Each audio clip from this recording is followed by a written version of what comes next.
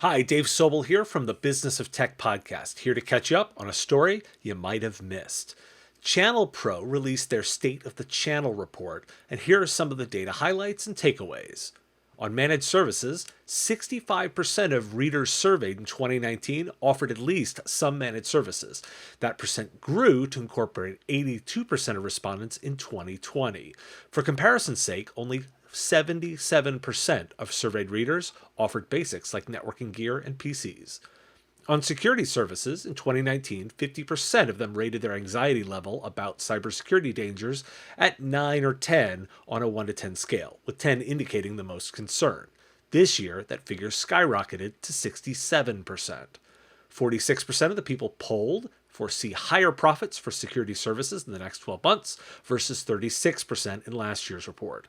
Another 36% see steeper profits on the way in BDR, and 24% say the same for training services. Regarding cloud, the portion of survey participants making at least half of their revenue from cloud has more than doubled since 2019, from 8% to a still modest 18%.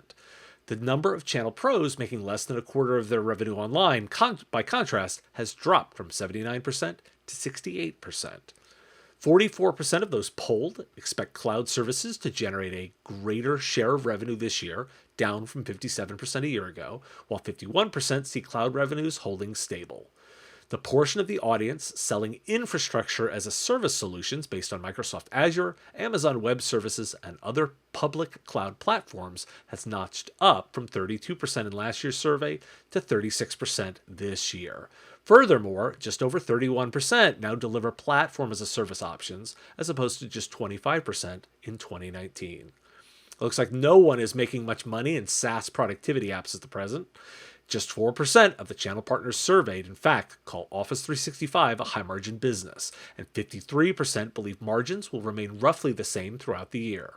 A slightly better 6% of poll respondents like the profits they're clearing on G Suite, but 37% foresee flat margins ahead there too. The share of participants in the report anticipating much better conditions for their business in the next 12 months jumped from 23% last year to 33% in 2020. Meanwhile, respondents predicting merely stable conditions dropped from 31% to 24%. On a related note, 57% of channel pros expect their clients to spend more on technology this year, and 11% believe the increase will be significant. That last figure is up from just 6% in the previous year. So why do we care? I'm going to start with the data point around managed services adoption. ChannelPro claims 82%, and SolarWinds in a recent study just claimed 97%. At this point, who even knows what managed services means? It's become useless. Managed services is dead. Long live managed services.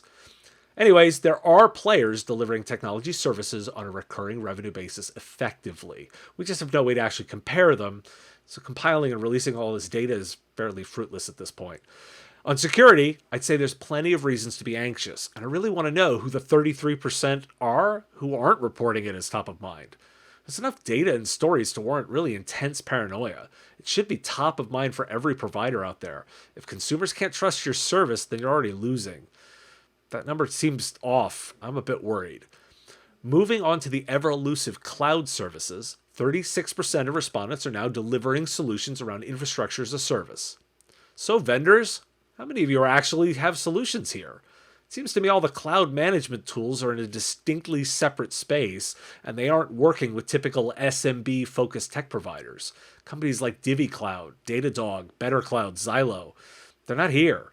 Listeners, if I'm missing a play, let me know.